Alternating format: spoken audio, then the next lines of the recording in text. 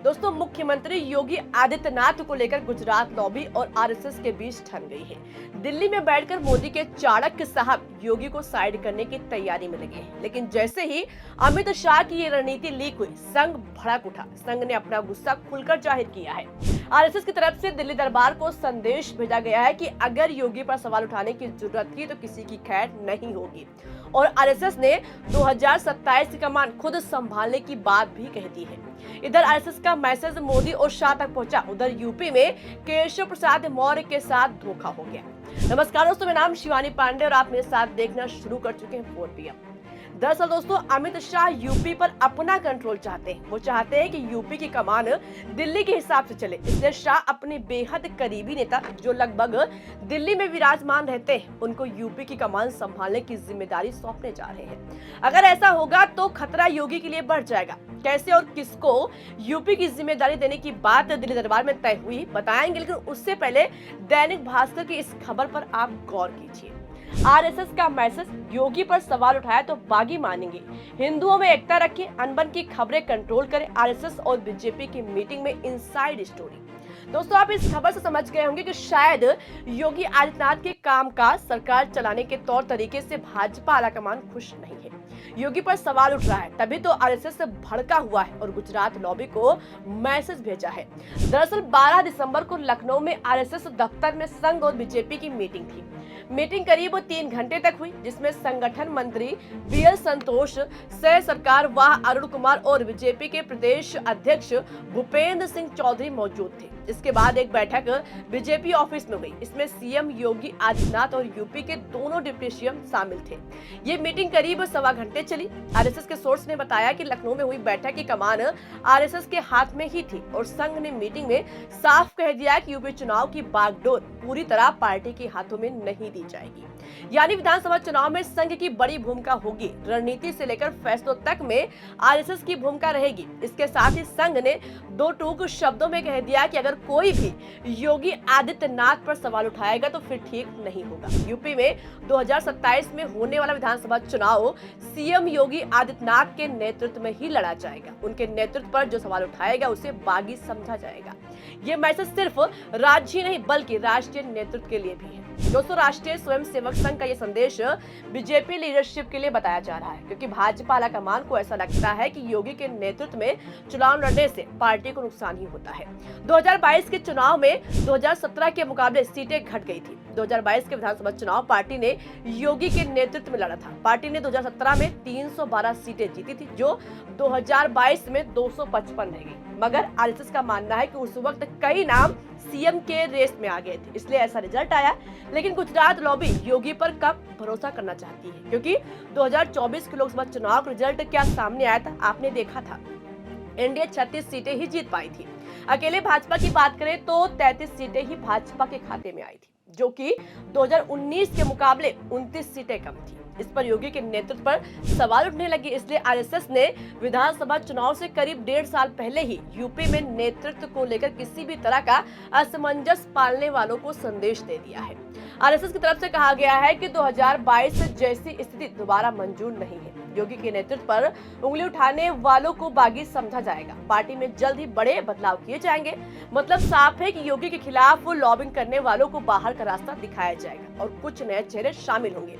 ये भी कहा गया है कि ये बातें सिर्फ बैठक तक सीमित न रहे, इसे आम लोगों और पार्टी कार्यकर्ताओं तक पहुंचाना है। यही नहीं दोस्तों, आरएसएस की तरफ से कहा गया है कि बीजेपी के राष्ट्रीय स्तर के नेता भी योगी पर कोई बयान न दे और न ही विवादित खबरों को हवा दे। लोगों और विपक्ष के बीच ये संदेश पूरी ताकत के साथ पहुंचाया जाए कि योगी और गृह मंत्री अमित शाह या पीएम मोदी में मनमुटाव की खबरों का कोई आधार ही नहीं है। संघ ने ये साफ कर दिया है कि योगी ही उसकी पहली पसंद है। चाहे चुनाव में टिकटों का बंटवारा हो, नए प्रदेश अध्यक्ष का चुनाव हो, योगी की राय लिए बिना कोई फैसला नहीं होगा। अब दोस्तों, इस संदेश का मतलब समझिए। यूपी के दोनों डिप्टी सीएम के साथ योगी की अनबन की खबरें किसी से छुपी नहीं है। कई मौकों पर हमने देखा था कि योगी की मीटिंग से दोनों डिप्टी सीएम गायब थे। इनफैक्ट अभी हाल ही में जब अयोध्या में दीप उत्सव था तो पोस्टर में तस्वीर न होने की वजह से दोनों डिप्टी सीएम दीप उत्सव में शामिल नहीं हुए। कई बार देखा गया है कि छोटी छोटी सी बात पर योगी की शिकायत लेकर केशव प्रसाद मौर्य दिल्ली पहुंचते थे। अब इससे तो जनता के बीच यही संदेश जा रहा था कि जब पार्टी के लोग योगी को पसंद नहीं करते तो प्रदेश की जनता कैसे पसंद कर सकती है। इसलिए संघ योगी के पक्ष में उतर आया। ऐसा तब हुआ जब पिछले महीने 24 नवंबर को योगी आदित्यनाथ और मोहन भागवत की अयोध्या में मुलाकात हुई। उसके बाद लखनऊ में संघ ने मीटिंग की और 2027 चुनाव के हर फैसले में दखल देने की बात कही।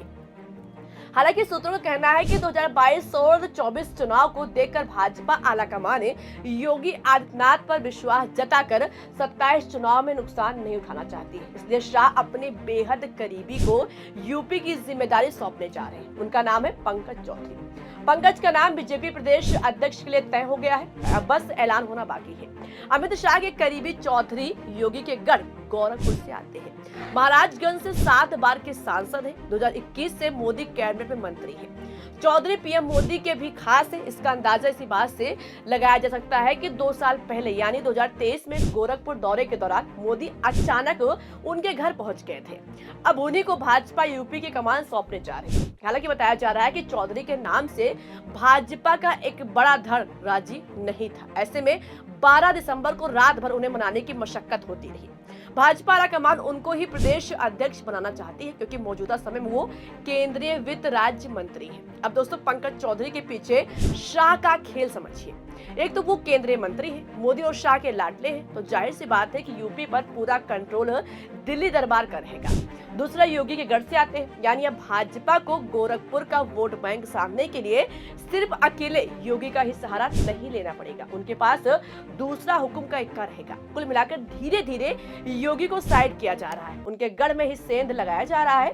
तीसरा पंकज चौधरी ओबीसी कुर्मी समाज से आते हैं। यूपी में कुर्मी समाज की आबादी यादवों के बाद सबसे ज्यादा है। कुर्मी समाज को बीजेपी का वोट बैंक माना जाता है, लेकिन लोकसभा चुनाव में इस समाज का एक हिस्सा पीडीए के नाम पर सपा के साथ गया था। इसे देखते हुए भाजपा ने दांव खेला है, लेकिन भाजपा प्रदेश अध्यक्ष के तौर पर पंकज चौधरी का नाम आगे आने से केशव प्रसाद मौर्य के साथ धोखा हुआ। बीजेपी प्रदेश अध्यक्ष की रेस में उनका नाम भी था। केशव प्रसाद को लगता था कि 17 चुनाव उनके प्रदेश अध्यक्ष रहते हुए लड़ा गया था, तो भाजपा की सरकार बनी है। 27 चुनाव केशव प्रसाद अपने नेतृत्व में लड़ना चाहते थे। यही वजह है कि वो कई मौकों पर कह रहे थे कि 17 का इतिहास 27 में दोहराया जाएगा।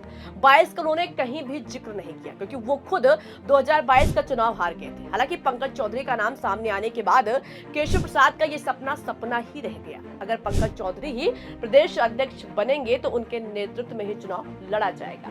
इसके लिए हमें एक दिन का इंतजार करना होगा दोस्तों। 14 दिसंबर को सारी तस्वीर साफ हो जाएगी। फिलहाल दोस्तों अभी के लिए इस पूरी खबर में इतना ही। पूरी खबर पर आपकी क्या राय है? आपकी जो भी राय हो अपनी राय कमेंट बॉक्स में हमें जरूर बताइएगा। वीडियो पसंद आई हो तो लाइक और शेयर करना मत भूलिएगा। देखते रहिए 4 PM। नमस्कार।